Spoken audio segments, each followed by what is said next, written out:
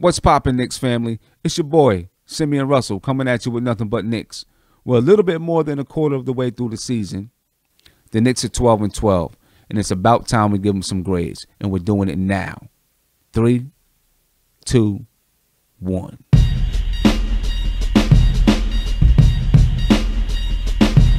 Shout out to my man, Tony Crow. You see in the intro, it says, "Yo, Black, it's time." Tony Crow, in every video, says it in the comments. He also says it during the live chats. And it's an ode to my man Nas, rapper Nas, who says it in the song New York State of Mind. He says, "Yo, Black, it's time." So shout out to you, Tony. You got to keep saying it in the comments. Keep saying it in the chat because it's not authentic if it's not coming from you. All right, peace, my brother. The front office, or as the Knicks like to call it, team executive management. Let's talk about them. You have James Dolan, the executive chairman and CEO of the Madison Square Garden Company. And then you have Steve Mills, the president of the New York Knicks. And then Scott Perry, he's the general manager of the Knicks. James Dolan, most Knicks fans don't like him, and I understand why. I never met the guy, but from afar, seems like a royal jerk. I won't even mention what happened with Charles Oakley. We all know the story. But I got to give him some props. 1, he fired Phil Jackson. When Phil Jackson came in, I thought Phil Jackson had the right ideas, but he just didn't know how to implement them. And things got out of hand. He couldn't keep his ego aside. Things got out of hand. Dolan had to get rid of him.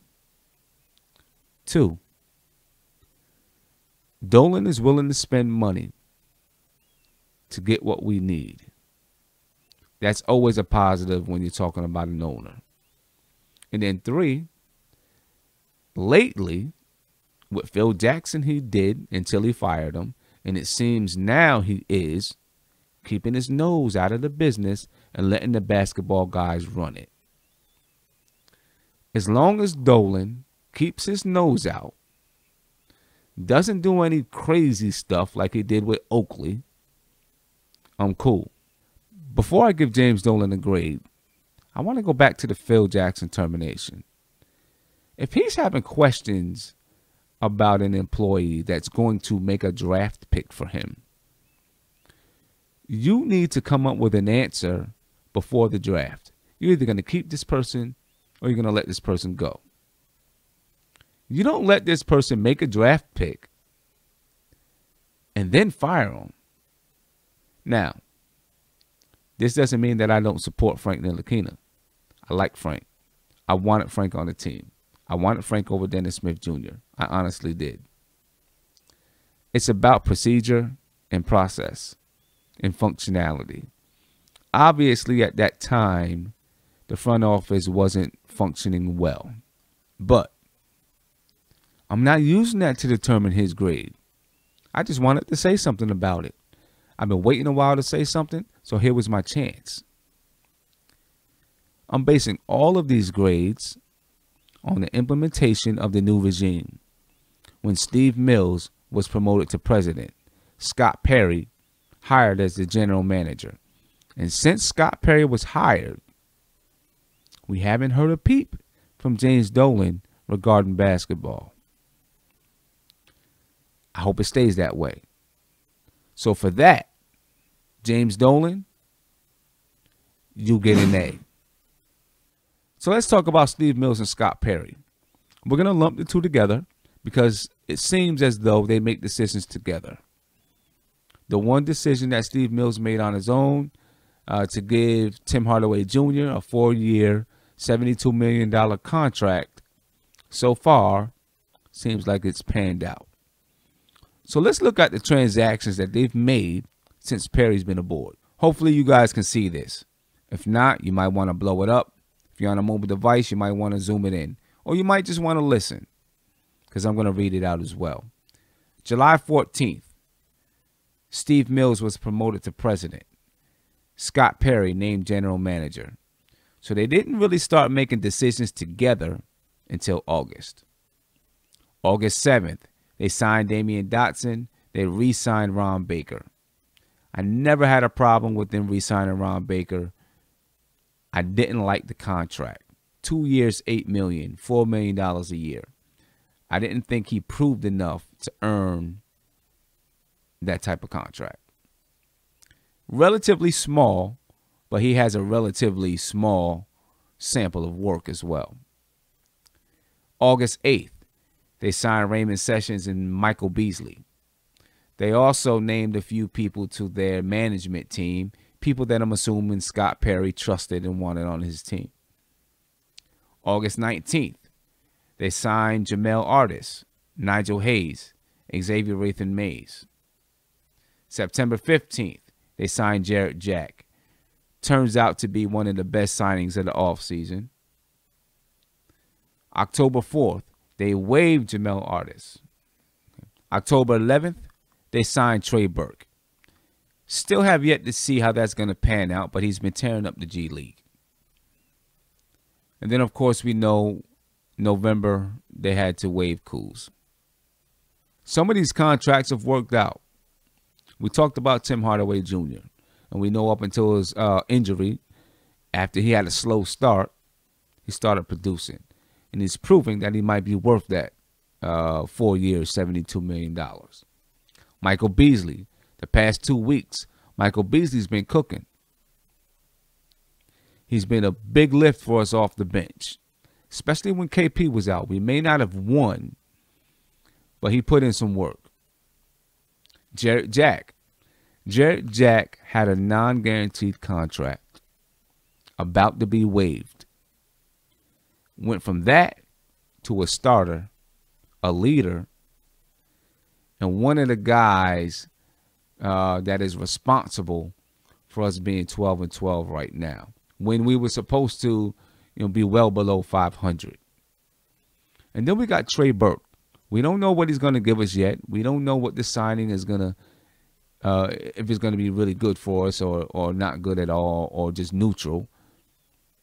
But he's tearing up the G League, and people are asking for him to come up and help relieve some of the offensive pressure from KP and give us a little bit more offensive firepower now that Tim Hardaway Jr. is injured. So we'll see what we get from Trey Burke. But those are some decent signings, some signings that have worked out for us or could work out for us in the future. Now let's look at the mishaps. Ron Baker. 2 years, $8 million, $4 million a year. The kid can't even get on the pine to get off the pine. He's making more money than Jarrett Jack, more money than Beasley. Giving him that amount of money was a mistake. Simple as that. We could have used that money for someone who would be productive right now. Sessions. What can we say about Sessions? He went from a starter to barely getting off the pine. Maybe he's going to give us something later on in the year, but up until this point in the season, he's not giving us much. The Melo trade. Scott Perry was masterful. I'm not going to say Steve Mills as much. I think Steve Mills was ready to pull the trigger on that Houston trade, bringing back Ryan Anderson. Scott Perry said, "Oh, let's push the brakes." Then he was patient. Got Melo to open up his options. And then pulled off the OKC trade. And look what we got back. Cantor, 14 points, 10 rebounds a game, averaging a double-double. Doug McDermott, Dougie Fresh. He's lightning off the bench sometimes and has the potential to be a starter in this league if he can get his defense together. And he's playing better defense. And then we got a second-round pick from Chicago, which promises to be one of the top second-round picks. So the Melo trade worked out. I'm not going to say we fleeced OKC like I see some people say, but it worked out for us. And we got back some value and players that want to be part of a team. Scott Perry, Steve Mills, your grade is a B for Baker.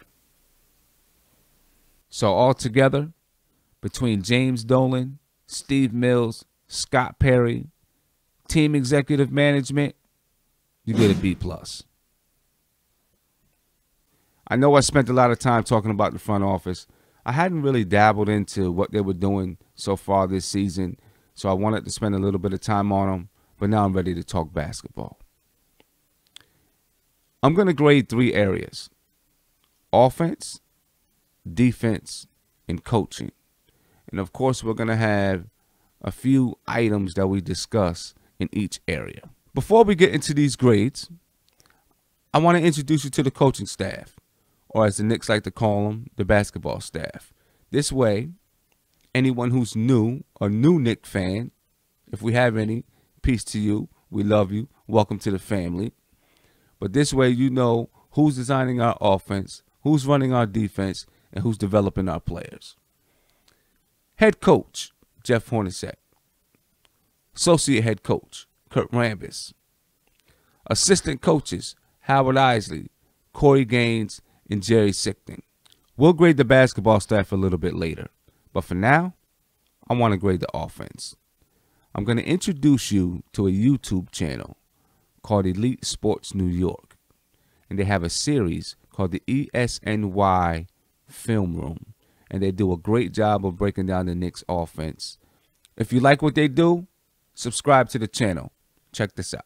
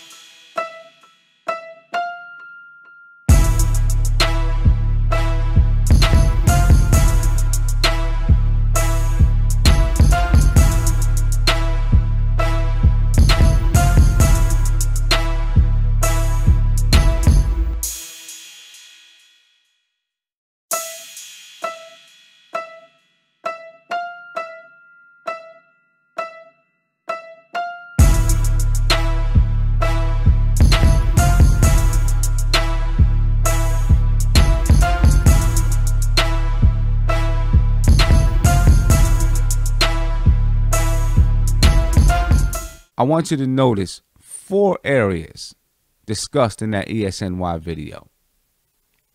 1, our offense is up-tempo. You can see Jeff Hornacek on the sideline yelling, push the ball, get it up the floor. Jarrett Jack, he pushes the ball up the floor. Tim Hardaway Jr., he's one of the catalysts. He's great in transition offense. He's a great finisher in transition offense. It's great to see us pushing the ball. I love to see us getting up the floor. Puts pressure on the defense, helps us create some early, easy offense. 2, pick and roll. We see a lot of pick and roll action with a lot of different players. Got Jarrett Jack and KP, Jarrett Jack and Canner, Jarrett Jack and Kylo Quinn, Frank Ntilikina and KP, Frank Ntilikina and Cantor, Frank and Kylo Quinn, Tim Hardaway Jr. and KP. It goes on and on. You see it a lot. And it's good to see because it's one of the best plays in basketball. The oldest play in basketball, like what Clyde Frazier loves to tell us. And then we have constant motion. That's number 3. And we even have constant motion when the guys are in pick and roll, which gives us a lot of cutting to the basket and confuses the defense. 4, high post entry. We see it a lot. The ball goes into KP at the high post. He can turn around. He can knock it down from that free throw line from the elbow. Goes into Cantor from the high post. Kylo Quinn to the high post. And these guys are looking for cutters, looking for slashers. Kylo Quinn and as Cantor, they're both good passers from that high post position. And they're also looking to kick it out to guys curling around that three-point line because there's constant motion off the ball. So why? If we do these things, are we ranked 16th in the league in offense? Before we get into that, I want to talk about some more positives. The Knicks are 6th in the league in offensive rebounding at 10.9. 2nd in the league in second chance points at 15.1. A lot of that is due to Cantor. You've seen his impact when he was out. We couldn't grab an offensive board to save our life. The Knicks are 8th in the league in assists at 23.3, which is great. I love that stat. That means we're moving the ball, we're sharing the ball, and we're moving without the ball. These are great building blocks to develop our offense. So why are we ranked 16th in the league in offensive rating? Turnovers. We average 16.4 turnovers per game. That's near the bottom of the league. I think we're ranked 28th in the league in turnovers. We're a young team. We're going to turn the ball over. It's a natural thing. As the team grows, chemistry develops. We get used to the offense. Turnovers will fall. But there's another issue. Pace. We're ranked 19th in the league in pace at 98.67.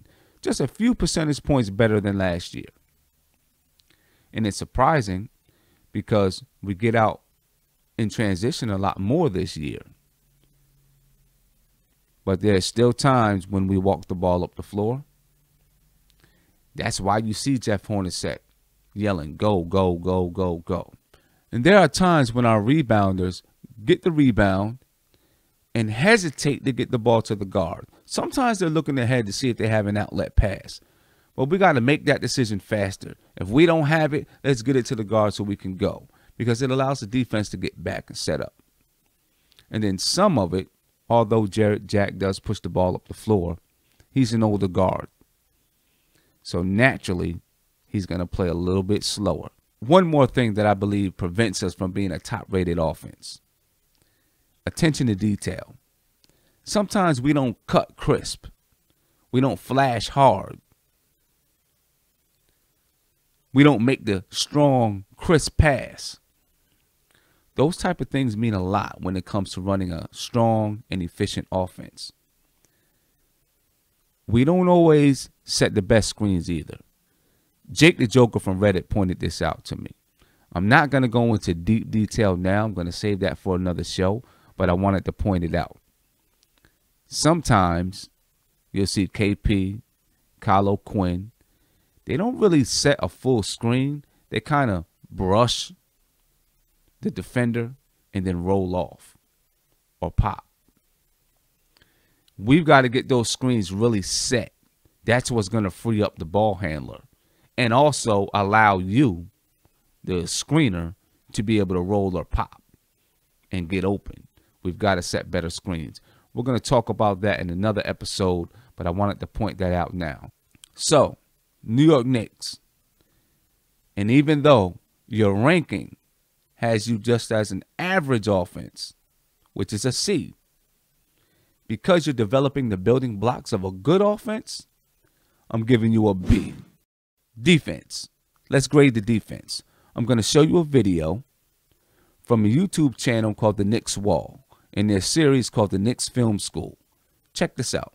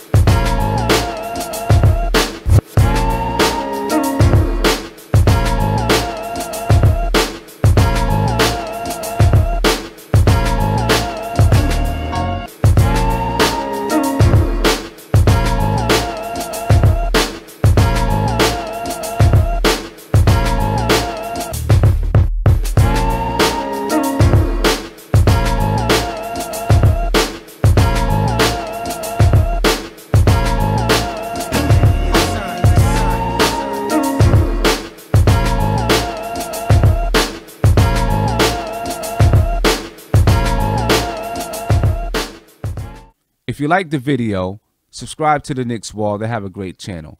Let's grade the defense. The video you just looked at, that was during that historic run versus the Toronto Raptors. That was probably the peak of the Knicks defense this year. But it all hasn't been so rosy. We'll talk about that in a minute. let's look at some stats.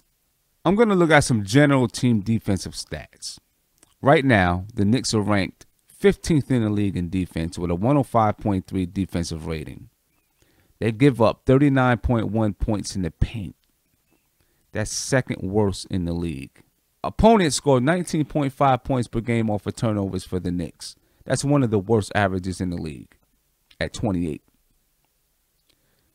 Opponents shoot 36.7% from the three-point line versus the Knicks. That's 19th in the league. A little bit worse than average. The three-point defense has been a problem all year. The Knicks have trouble guarding against penetration, which leads to kickouts, easy three-point buckets. They have trouble guarding the screen and roll. We've seen the Knicks give up open three-point shots from the corners and from the wings. A lot of times, it's because of the trouble they have defending the screen and roll, especially from the point of attack. If you look back at my videos, I covered the Knicks' trouble guarding the three-point line and the screen and roll.